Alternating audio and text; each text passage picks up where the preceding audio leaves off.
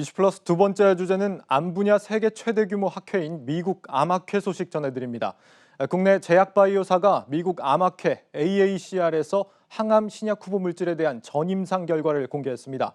1분기 침체됐던 업계가 이번 학회를 기점으로 기지개를 켜고 있다는 분석이 나옵니다. 먼저 문영민 기자입니다. 미국 현지 시간 10일부터 5일간 온라인으로 개최 중인 미국 암학회에서 국내 제약바이오 기업들이 신약 후보 물질을 뽐냈습니다. 한미약품은 파트너사의 발표 3건에 이어 자사의 항암혁신 신약 전임상 발표 5건을 추가로 하며 신약 강자의 면모를 과시했습니다. 미국 파트너사인 스펙트럼사의 지난 2015년 기술 수출한 항암 신약 포지오티닙의 경우 비소세포 폐암 대상 임상 2상에서 16mg보다 8mg 투여 시 효과를 입증했습니다. 또 한미약품은 지난 2016년 스위스 제약사 로슈그룹 제넨텍의 기술 수출한 표적 항암제 벨바라페닙이 전임상에서 암의 뇌 전이에도 치료 효과를 보였다고 말했습니다.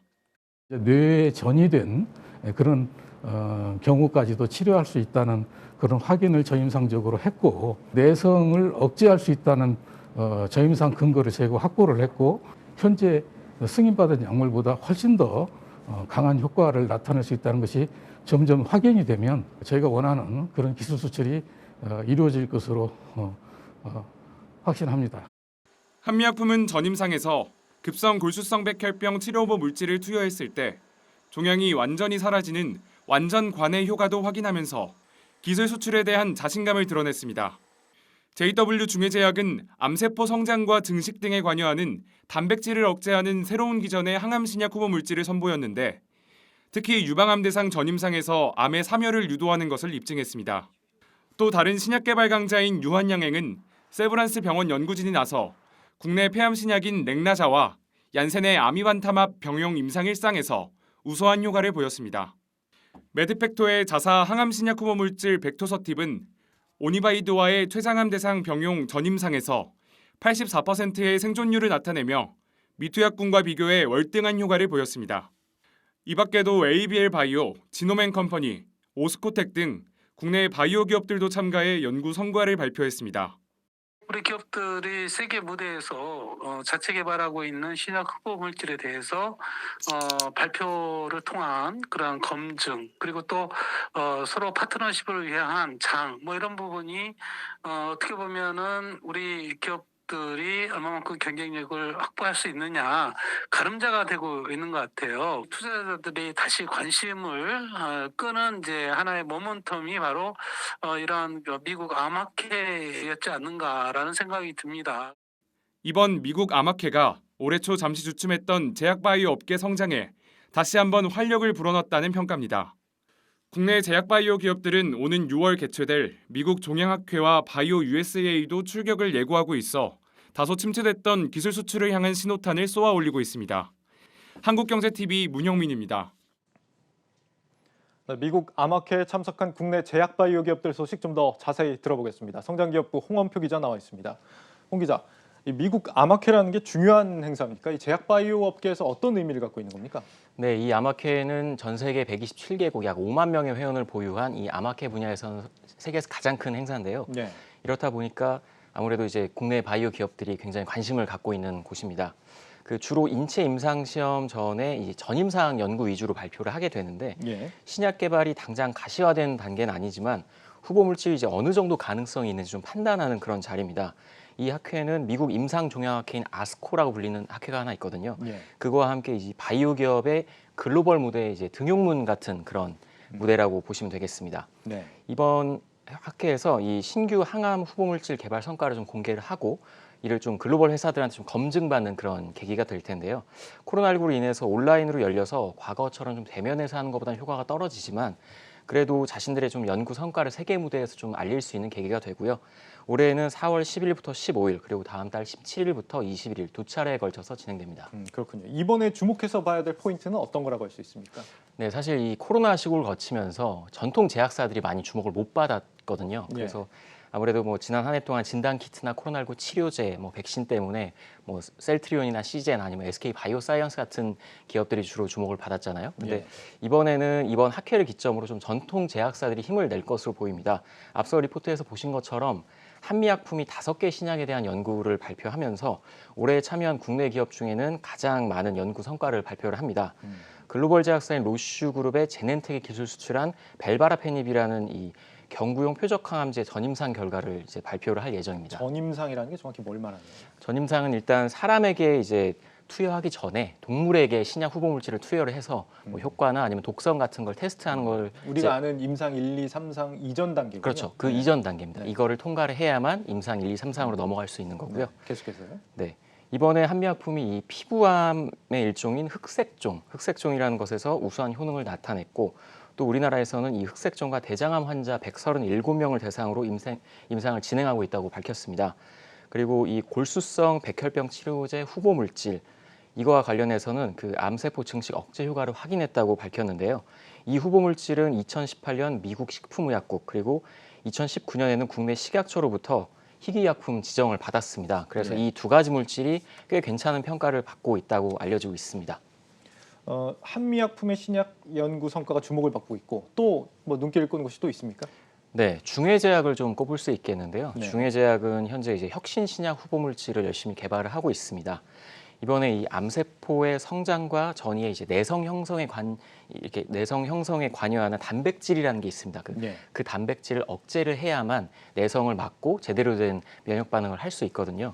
그래서 이 단백질 형성을 억제하는 혁신 신약 후보 물질을 개발을 하고 있는데 네. 이 후보 물질이 유방암과 위암 또 대장암 등 다양한 고형암을 저금증으로 하는데 이 분야는 사실 뭐 전 세계적으로 개발에 성공한 적이 없습니다. 그런데 이번 학회를 통해서 중해제약이 굉장히 이제 표준 요법 대비 높은 그런 효과를 봤다 이렇게 발표를 하면서 기대감을 키우고 있는 상황이고요. 예. 또 중해제약은 바이오벤처인 보로노이와 글로벌 항암제 개발을 위한 공동 연구 계약도 지난해 말에 체결을 하면서 신약 개발에 박차를 가하고 있습니다. 네, 한미약품과 중해제약이 좀 눈길을 끈다 이렇게 이야기를 들어봤는데 그럼 바이오 기업 중에서는 어떤 것들이 또 주목을 받고 있습니까? 네, ABL 바이오와 메드팩토를 좀 꼽을 수 있겠는데요. 네, ABL 바이오는 이중항체 플랫폼을 가지고 있는 회사입니다. 이중항체에 대해서 좀 설명을 드리려고 하는데 이중항체는 이 하나의 항체, 그러니까 면역 물질이 서로 다른 두 개의 항원, 병원균에 결합을 해서 이제 작용을 하는 그런 기술을 말합니다. 그래서